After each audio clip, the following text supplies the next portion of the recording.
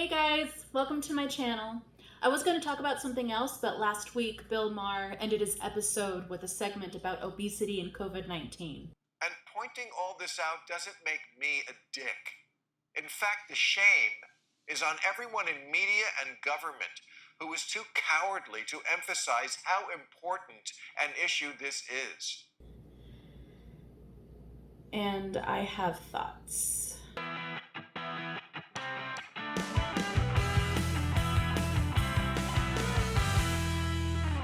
So to start off, I think many of us remember Bill Maher's fat shaming segment a year ago and James Corden's reaction to that. I've linked both videos down in the description. I really recommend watching those. Now, I've been watching Real Time with Bill Maher for well over a decade, off and on.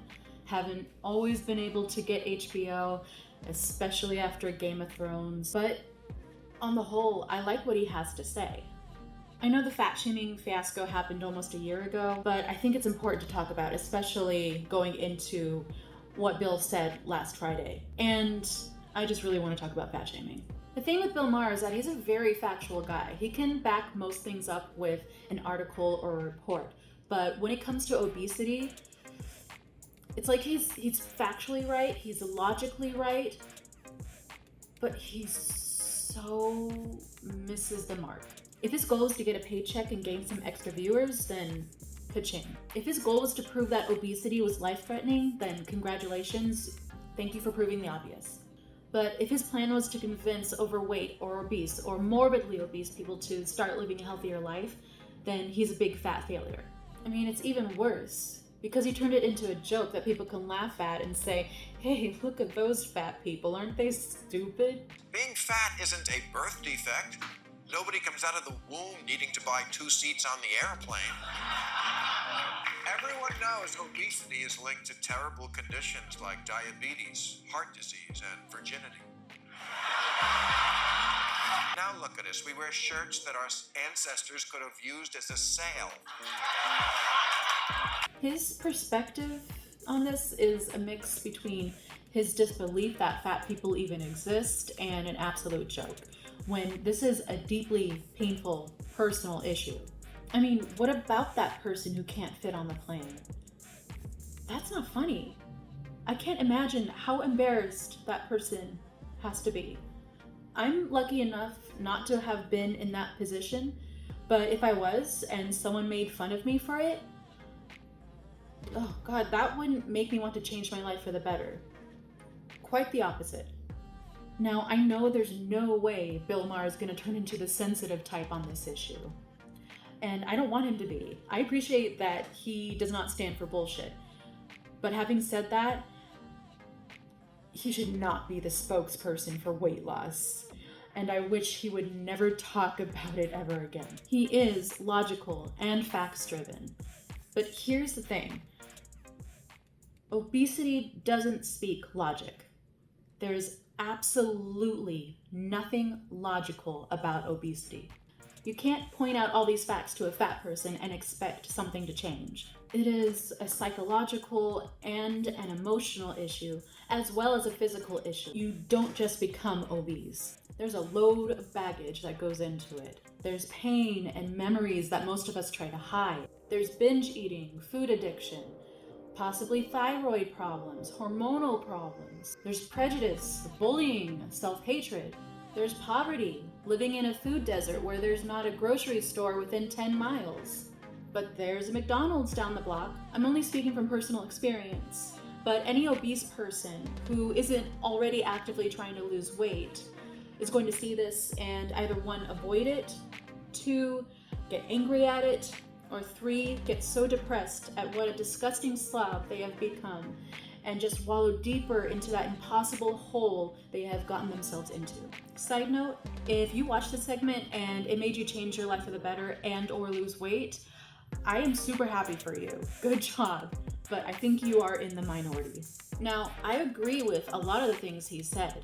The body positive movement started with very good intentions, but has gone way too far. Obesity is not healthy, but I wouldn't compare fat acceptance to smoking acceptance or drunk acceptance.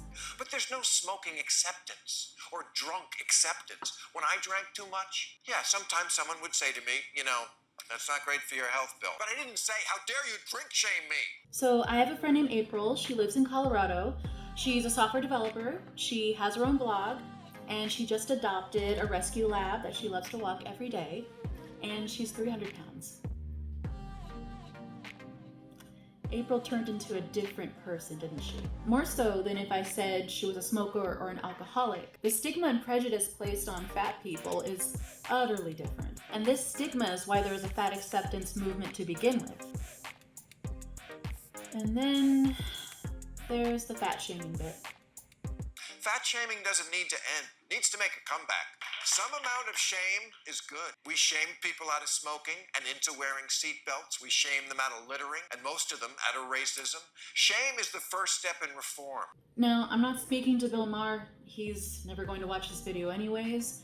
I'm speaking to the person who saw this and thought, he has a point. People don't litter as much anymore. Shaming doesn't work. It never has. Bill's logic is flawed here.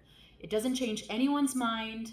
It just makes people pissed off and double down. Have you ever tried to shame a smoker into not smoking? I tried it with my Nana, and not only did she get angry at me, she didn't stop. She's 88 with emphysema and asthma, and she's still smoking to this day. Have you ever tried to shame a racist Karen or Ken? How did that work out? Don't get me wrong, I enjoy watching videos where racists are getting put in their place, but did you change their mind or make them think objectively about their actions? I'm going to sound dumb here, but change comes within. The truth is, the only person that can change a fat person or a smoker or an alcoholic or a racist is themselves. No one can fact check them or shame them or baby them into changing their life. There has to be a personal realization. Something happens in their head. Something as big as a live or die wake-up call or a happy memory. Maybe even these Bill Maher episodes, who knows, but I doubt it. Now on to last week's episode. And he upped the stakes a bit by adding COVID-19 into the mix. Because the likelihood of you dying of COVID-19 is greatly increased if you have a BMI of 35 or above. Public Health England found that people with a body mass index of 35 to 40 have a 40% greater risk of dying from COVID. And over 40, it's a 90% greater risk. I don't think it's a coincidence that the countries with the lowest rates of obesity have had the fewest COVID deaths. And pointing all this out doesn't make me a dick. Obviously, he's on the defense a bit. But watching through the episode, I feel like he's learned his lesson about making fun of fat people on his platform. He doesn't crack jokes at the expense of obese people, and I really appreciate that seriousness. Because this is life and death. I still think Bill Maher thinks fat people are disgusting slobs, but at least he's not making fun of it. And it's really important this time because he makes really good points that we should all listen to. I have linked the video down in my description. So, story time, you guys. I live in the New York City area, and I couldn't help but notice how many people got the virus and died. In Miami, it's 1.4%. In Los Angeles, it's 2.4%. In New York, it's 10%. Now, for those of you who don't live in New York, if you're wealthy and or have a great job with benefits, New York is an awesome place to live. You'll have super fun times. Otherwise, New York sucks. Affording rent and eating healthy is almost impossible, especially if you live in the South Bronx, East Queens, and or East Brooklyn. In those neighborhoods, there's a combination of food deserts and food swamps, where oftentimes there's no grocery store within a 20-block radius. And to fill the gaps, there's unhealthy options like bodegas and fast food. So yeah, you're going to have a lot of unhealthy obese people with heart disease and diabetes in those areas. And those are the areas that were hardest hit during the height of the epidemic. I say this to prove Bill Maher's point about the dangers of obesity even now. An article came out a couple days ago. All of you who thought the vaccine will save us all, probably not if we're obese. I wanted to finish off by saying, although I think he's a jerk, and I think it boggles his mind that fat people exist. I think he's on our side, where most of us are either unaware or just don't say anything. He has a platform and speaks up about things like animal cruelty, the environment, climate change, as well as how unhealthy our food is. I say this a lot on my channel, but knowing is better than not knowing. And thank you, Bill Maher, for keeping up the awareness of the obesity epidemic. Before I leave, of course I have to log in. Last week I weighed this. This week I weigh this.